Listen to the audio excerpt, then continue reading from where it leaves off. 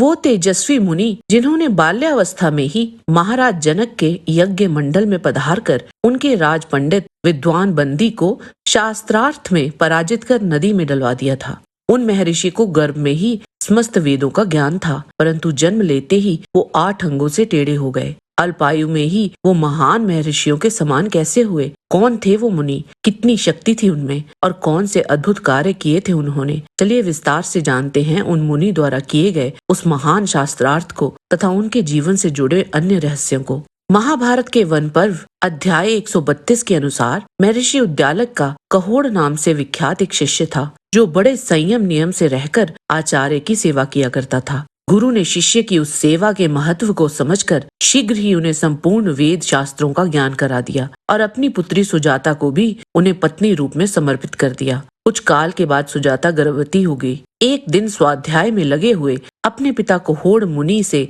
उस गर्भस्थ बालक ने कहा, पिताजी, आप रात भर वेद पाठ करते हैं तो आपका वह अध्ययन अच्छी प्रकार से शुद्ध उच्चारण पूर्वक नहीं हो पाता। शिष्यों के बीच में बैठे हुए महर्षि कहोड़ इस प्रकार उलाहना सुनकर अपमान अनुभव करते हुए कुपित हो उठे और उस गर्भस्थ बालक को श्राप देते हुए बोले, अरे तू अभी पेट में रहकर ऐसी टेढ़ी मेढ़ी बातें बोलता है, अतः तू 8 अंगों से टेढ़ा हो जाएगा। इस श्राप के अनुसार वे महर्षि 8 अंगों से टेढ़े होकर पैदा हुए थे, इसीलिए अष्टावक्र नाम से उनकी प्रसिद्धि हुई। श्वेत केतु उनके मामा थे, परंतु अवस्था में वे उन्हीं के बराबर थे। जब पेट में गर्भ बढ़ रहा था तो उस समय सुजाता ने उससे पीड़ित होकर निर्धन पति से कहा, महर्षि, ये मेरे गर्भ का 10वां महीना चल रहा है, मैं धनहीन नारी खर्च की कैसे व्यवस्था करूंगी? आपके पास थोड़ा सा भी धन नहीं है जिससे मैं प्रसव काल के इस संकट से पार हो सकूं। पत्नी के ऐसा कहने पर कहोड़ मुनि धन के लिए राजा जनक के दरबार में गए। उस समय शास्त्रार्थी पंडित बंदी ने उन ब्रह्म ऋषि को विवाद में हराकर जल में डुबो दिया। जब उद्यालक मुनि को ये समाचार मिला तो उन्होंने सुजाता से सब कुछ बताया और कहा, बेटी, अपने बच्चे से इस वृतांत को सदा ही गुप्त रखना। अष्टावक्र अपने नाना उद्यालक को ही पिता के समान मानते थे और श्वेत केतु को अपने भाई के समान समझते थे। तदंतर एक दिन जब अष्टावक्र की आयु 12 वर्ष की थी और वे पितृतुल्य उद्यालक मुनि की गोद में बैठे थे, उसी समय श्वेत केतु वहां आए और रोते हुए अष्टावक्र का हाथ पकड़कर उन्हें दूर खींच ले गए। इस प्रकार अष्टावक्र को दूर हटाकर श्वेत केतु ने कहा कि तेरे बाप की गोद नहीं है। श्वेत केतु के उस कटु वचन ने उस समय अष्टावक्र के हृदय में गहरी चोट पहुंचाई। उन्होंने घर में माता के पास जाकर पूछा, माँ, मेरे पिताजी कहाँ हैं? बालक के इस प्रश्न से सुजाता के मन में बड़ी व्यथा हुई। उसने श्राप के भय से घबराकर सब बात बता दी। ये सब रहस्य जानकर उन्होंने रात में श्वेत केतु से इस प्रकार कहा, हम दोनों राजा जनक के यज्ञ में चलें। हम दोनों वहां विद्वान ब्राह्मणों का शास्त्रार्थ सुनेंगे।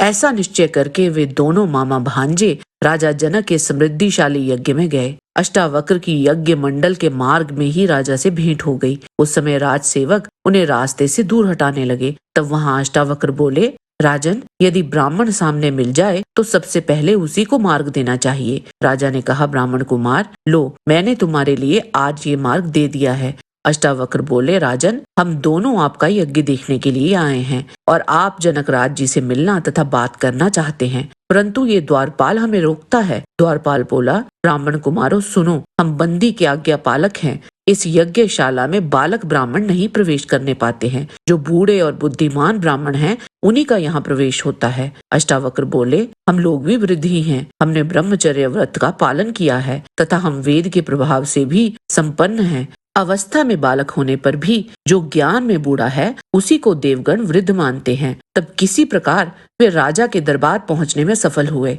और सर्वप्रथम अष्टावक्र ने राजा जनक की स्तुति की और फिर वे राजा से बोले, मैं ब्राह्मणों के समीप ये समाचार सुनकर अद्वैत ब्रह्म के विषय में वर्णन करने के लिए यहाँ आया हूँ। वे बंदी कहाँ हैं? मैं उनसे मिलकर उनके तेज को उसी प्रकार शांत कर दूंगा जैसे सूर्य ताराओं की ज्योति को विलुप्त कर देते हैं। राजा बोले, ब्राह्मण कुमार, तुम्हें इस बंदी की शक्ति का कुछ ज्ञान नहीं है, इसीलिए उसे जीतने की इच्छा कर रहे हो। कितने ही ज्ञानी बंदी को जीतने की अभिलाषा रखकर शास्त्रार्थ की घोषणा करते हुए यहाँ आए, किंतु उनके निकट पहुँचते ही उनका प्रभाव नष्ट हो गया। अष्टावक्र बोले, महाराज, अभी बंदी को हम जैसों के साथ शास्त्रार्थ करने का अवसर नहीं मिला है, इसीलिए वह सिंह बना हुआ है। तब राजा ने परीक्षा लेने के लिए कहा, जो पुरुष 30 अवयव 12 अंश 24 पर्व और 308 अरों वाले पदार्थ को जानता है, उसके प्रयोजन को समझता है, वह उच्च कोटि का ज्ञानी है। अष्टावक्र बोले, राजन, जिसमें 12 अमावस्या और 12 पूर्णिमा रूपी 24 पर्व, ऋतु रूपी 6 नाभि, मास रूपी 12 अंश और दिन रूपी 308 अरे हैं, वह निरंतर घूमने वाला काल चक्र आपकी रक्षा करे। राजा ने पूछा, सोते समय कौन नेत्र नहीं मूंदता? जन्म लेने के बाद किसमें गति नहीं होती? किसके हृदय नहीं होता? और कौन वेग से बढ़ता है? अष्टावक्र बोले, मछली सोते समय भी आंख नहीं मूंदती, अंडा उत्पन्न होने पर भी चेष्टा नहीं करता, पत्थर के हृदय नहीं होता और नदी वेग से बढ़ती है। राजा ने कहा, ब्रह्म, आपकी शक्ति तो देवताओं के समान है, आप बालक नहीं हैं, मैं तो आपको वृद्ध ही समझता हूँ। वाद विवाद करने में आपके समान दूसरा कोई नहीं है, अतः आपको यज्ञ मंडप में जाने के लिए द्वार प्रदान करता हूँ। यही बंदी हैं। बंदी के सामने आ जाने पर अष्टावक्र ने कुपित होकर बंदी से कहा, मेरी पूछी हुई बात का तुम उत्तर दो और तुम्हारी बात का मैं उत्तर देता हूँ। तब बंदी ने कहा, अष्टावक्र, एक ही अग्नि अनेक प्रकार से प्रकाशित होती है, एक ही सूर्य इस संपूर्ण जगत को प्रकाशित करता है। शत्रुओं का नाश करने वाला देवराज इंद्र एक ही वीर है तथा पितरों का स्वामी यमराज भी एक ही है। अष्टावक्र बोले, जो 2 मित्रों की भांति सदा साथ विचरते हैं, वे इंद्र और अग्नि 2 देवता हैं। परस्पर मित्र भाव रखने वाले देवऋषि नारद और पर्वत भी 2 ही हैं। अश्विनी कुमारों की संख्या भी 2 ही है। रथ के पहिए भी 2 ही होते हैं तथा विधाता ने एक दूसरे के जीवन संगी पति और पत्नी भी 2 ही बनाए हैं। बंदी ने कहा, ये संपूर्ण प्रजा कर्मवश देवता, मनुष्य और त्रियक रूप 3 प्रकार का जन्म धारण करती है। ऋक, साम और यजु, ये 3 वेद ही परस्पर संयुक्त होकर वाजपेय आदि यज्ञ कर्मों का निर्वाह करते हैं। अध्वर्यु लोग भी प्रातः सवन, मध्याह्न सवन और साय सवन के भेद से 3 सवनों का ही अनुष्ठान करते हैं। स्वर्ग, मृत्यु और नरक, ये लोक भी 3 ही बताए गए हैं और मुनियों ने सूर्य, चंद्र और अग्नि रूप 3 प्रकार की ज्योतियां बतलाई हैं। अष्टावक्र बोले, ब्राह्मणों के लिए आश्रम 4 हैं, वर्ण भी 4 ही हैं, जो इस यज्ञ का भार वहन करते हैं। मुख्य दिशाएं भी 4 ही हैं और गो अर्थात वाणी भी सदा 4 ही चरणों से युक्त बताई गई है।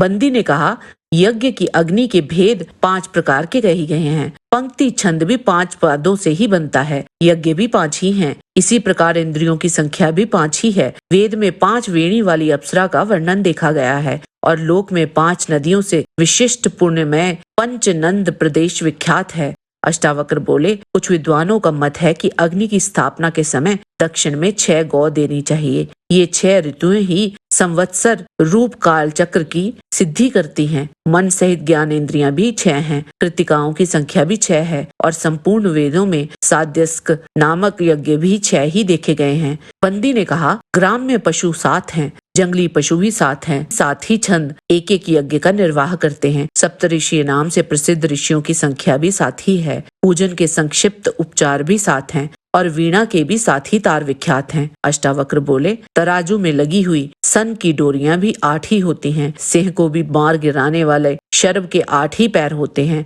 देवताओं में वसुओं की संख्या भी 8 ही सुनी गई है और संपूर्ण यज्ञों में 8 कोण के ही यूप का निर्माण किया जाता है। बंदी ने कहा, पितृ यज्ञ में समिधा देकर अग्नि को दीप्त करने के लिए जो मंत्र पढ़े जाते हैं, उन्हें समिधेनी ऋचा कहते हैं। उनकी संख्या 9 ही बताई गई है। बृहति छंद के प्रत्येक चरण में 9 अक्षर बताए गए हैं और 1 से लेकर 9 अंकों का योग सदा गणना के उपयोग में आता है। अष्टावक्र ने कहा, पुरुष के लिए संसार में 10 दिशाएं बताई गई हैं। 10 मिलकर ही पूरा 1 सहस्त्र कहा जाता है। गर्भवती स्त्रियां 10 मास तक ही गर्भ धारण करती हैं और निंदक भी 10 ही होते हैं। शरीर की अवस्थाएं भी 10 हैं तथा पूजनीय पुरुष भी 10 ही बताए गए हैं। बंदी ने कहा, प्राणधारी पशुओं के लिए 11 विषय हैं। उन्हें प्रकाशित करने वाली इंद्रियां भी 11 ही हैं। यज्ञ, याग आदि में यूप भी 11 ही होते हैं। प्राणियों के विकार भी 11 हैं और स्वर्गीय देवताओं में जो रुद्र कहलाते हैं, उनकी संख्या भी 11 ही है। अष्टावक्र बोले, 1 संवत्सर में 12 महीने बताए गए हैं। जगती छंद का प्रत्येक पाद 12 अक्षरों का होता है। प्राकृत यज्ञ 12 दिनों का माना गया है। ज्ञानी पुरुष यहाँ 12 आदित्यों का वर्णन करते हैं। बंदी ने कहा, त्रयोदशी तिथि उत्तम कही गई है तथा ये पृथ्वी 13 द्वीपों से युक्त है। इतना कहकर बंदी चुप हो गया। तब शेष आधे श्लोक की पूर्ति अष्टावक्र ने इस प्रकार की। अष्टावक्र बोले, केशी नामक दानव ने भगवान विष्णु के साथ 13 दिनों तक युद्ध किया था। वेद में जो अति शब्द विशिष्ट छंद बताए गए हैं उनका एक एक पाद 13 आदि अक्षरों से संपन्न होता है, अर्थात अति जगती छंद का एक पाद 13 अक्षरों का, अति शक्री का एक पाद 15 अक्षरों का, अति अष्टी का प्रत्येक पाद 17 अक्षरों का तथा अति भूति का हर एक पाद 19 अक्षरों का होता है। इतना सुनते ही बंदी चुप हो गए और मुंह नीचा किए हुए किसी भारी सोच विचार में पड़ गए।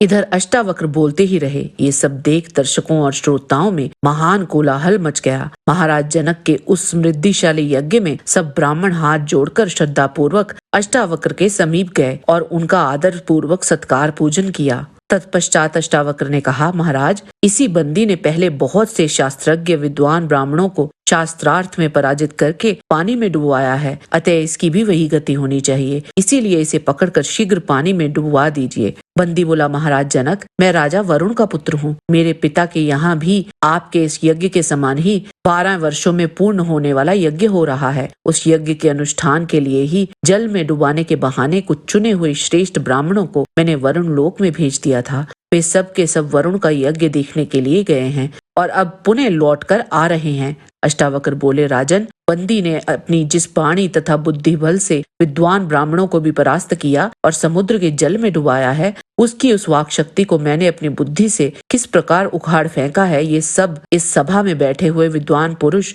मेरी बातें सुनकर ही जान गए होंगे। जनक ने कहा, ब्राह्मण, आप साक्षात दिव्य स्वरूप हैं। आपने शास्त्रार्थ में बंदी को जीत लिया है। आपकी इच्छा अभी पूरी की जा रही है। देखिए, यह है आपके द्वारा जीता हुआ बंदी। बंदी बोला, राजन, मैं वास्तव में राजा वरुण का ही पुत्र हूँ, अतः डुबोए जाने का मुझे कोई भय नहीं है। ये अष्टावक्र दीर्घ काल से नष्ट हुए अपने पिता कोहोड़ को इसी समय देखेंगे। तदंतर महामना वरुण द्वारा पूजित हुए वे समस्त ब्राह्मण जो बंदी द्वारा जल में डुबोए गए थे, सहसा राजा जनक के समीप प्रकट हो गए। उस समय कोहोड़ ने कहा, जनक राज, लोग इसीलिए अच्छे कर्मों द्वारा पुत्र की इच्छा रखते हैं, क्योंकि जो कार्य मैं नहीं कर सका उसे मेरे पुत्र ने कर दिखाया। तब राजा की आज्ञा लेकर बंदी स्वयं ही समुद्र के जल में समा गया।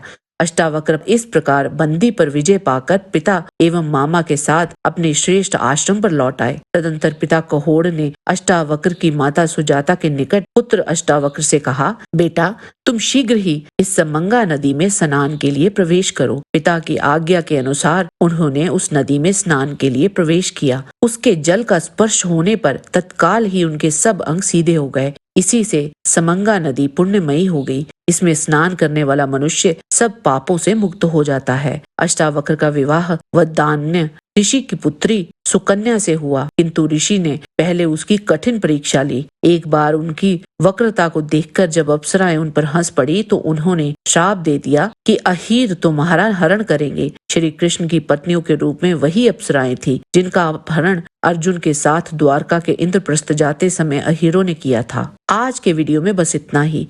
आशा करते हैं कि आपको हमारा ये वीडियो पसंद आया होगा। कृपया इसे लाइक और शेयर अवश्य करें। किसी भी प्रकार की त्रुटि के लिए आप सबसे क्षमा याचना करते हुए आपसे निवेदन है कि प्रेम पूर्वक परम पिता परमात्मा को मन में धारण करें और बोलें, वैदिक सनातन धर्म की सदा ही जय।